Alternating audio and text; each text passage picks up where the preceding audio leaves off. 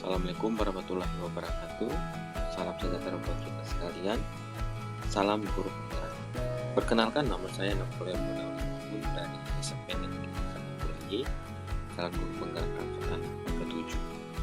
Baiklah, pada kali ini saya akan menyampaikan kesimpulan dan refleksi dari pemikiran Ki Hajar Dewantara lewat program pendidikan penggerak angkatan ke-7.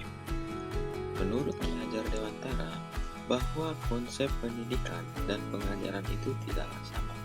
Menurut beliau, pengajaran adalah bagian dari pendidikan, di mana pendidikan merupakan proses menuntun peserta didik untuk menguatkan segala kekuatan kodrat yang ada pada setiap diri peserta didik ke arah yang lebih baik, sehingga mereka menjadi merdeka dalam belajar dan bisa mengembangkan segala potensi baik yang ada dalam dirinya. Sedangkan pengajaran merupakan proses memanusiakan manusia sehingga mereka merdeka dari segala aspek kehidupan, baik secara fisik, mental, jasmani, dan juga rohani.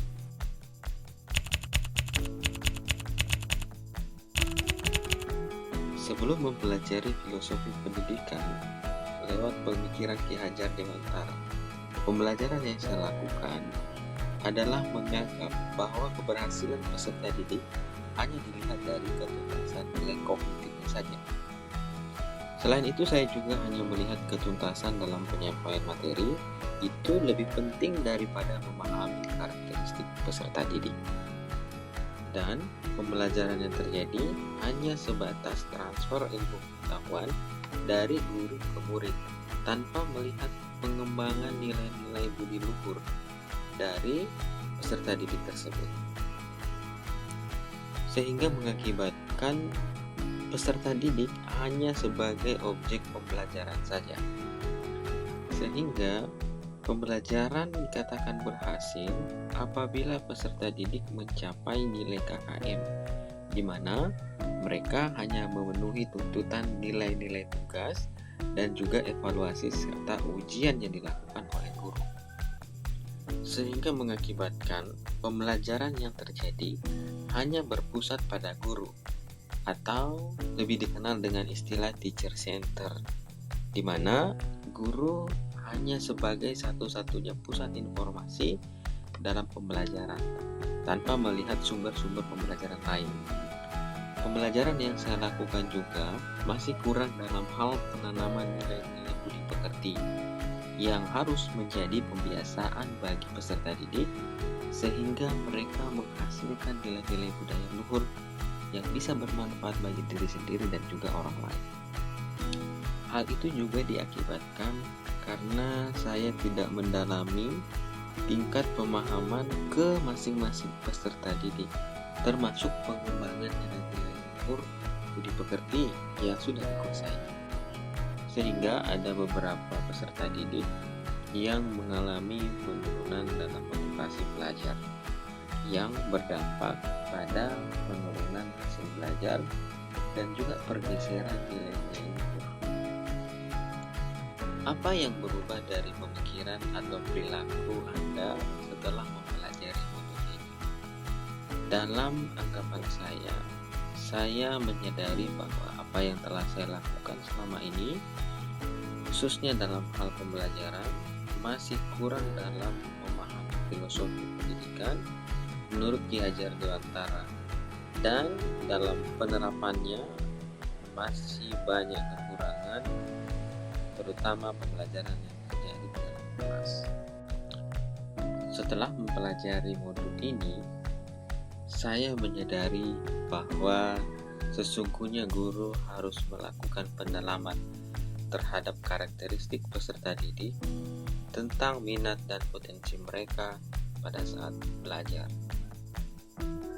Selain itu, guru juga hadir sebagai fasilitator dalam pembelajaran,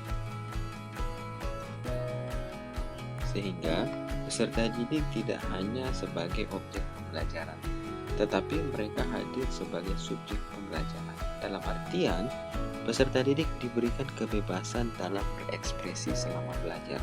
Mereka juga bisa mengeluarkan pendapat mereka dan mereka bisa berkreasi sesuai dengan norma-norma yang ada.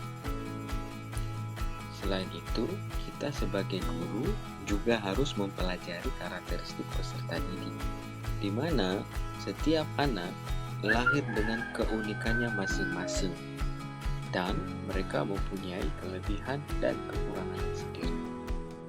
Nah, saya sebagai guru juga memberikan kesempatan kepada peserta didik untuk tumbuh dengan kekuatan kodratnya masing-masing. Dalam mendidik, guru juga harus penuh dengan keikhlasan dan kesabaran, serta berusaha menjadi pribadi yang menyenangkan, agar terciptanya pembelajaran yang berpihak pada murid dan juga terciptanya pembelajaran yang menyenangkan.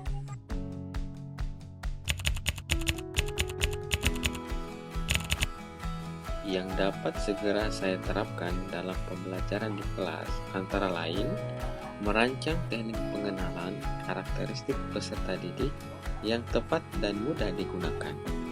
Selain itu, saya juga merancang pembelajaran yang interaktif dan juga menyenangkan, di mana dalam pembelajaran saya melibatkan peserta didik sebagai pusat dalam pembelajaran. Dalam pembelajaran, saya juga menerapkan pembelajaran abad 21, di mana peserta didik memiliki nilai berpikir kritis, kreatif, komunikatif, dan juga kolaborasi. Dalam mendidik, saya sebagai guru juga harus mengedepankan pemahaman dan juga pelaksanaan konsep menuntun peserta didik selama mereka melakukan kegiatan pembelajaran.